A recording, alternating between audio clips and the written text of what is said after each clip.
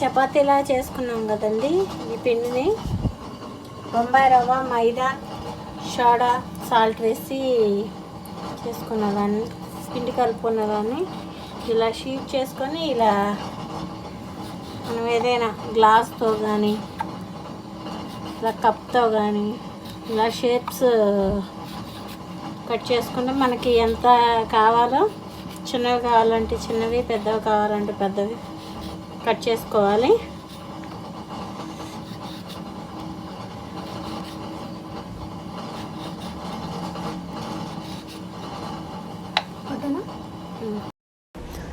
చక్కగా ఇలా పానీపూరీలు చేసుకొని, పూరీ చేసుకొని మనం పక్కన పెట్టుకున్నాం కదా, అవి ఆయిల్ బాగా కాగిన తర్వాత, ఆయిల్ స్టవ్ మీద పెట్టేసుకోండి. బాగా ఆయిల్ కాగిన తర్వాత ఇదిగోండి పానీ, పూరి, చాట్, పూరీలు వేపుకుంటానికి ఆయిల్ కాగిందండి.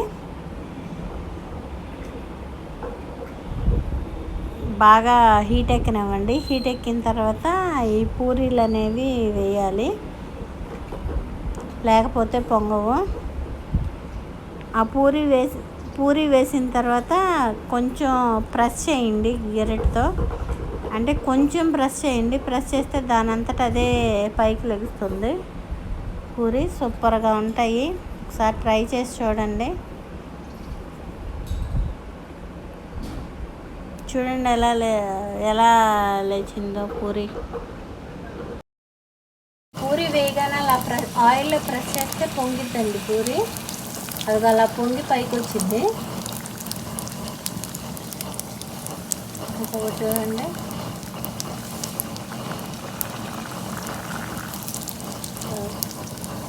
దాని అంతటా అదే లేచిద్ది. Total home made panipuri, chaat, pani, puri, onions, super taste. పానీపూరిలోకి ఆనియన్స్ కొంచెం, చాట్ కొంచెం,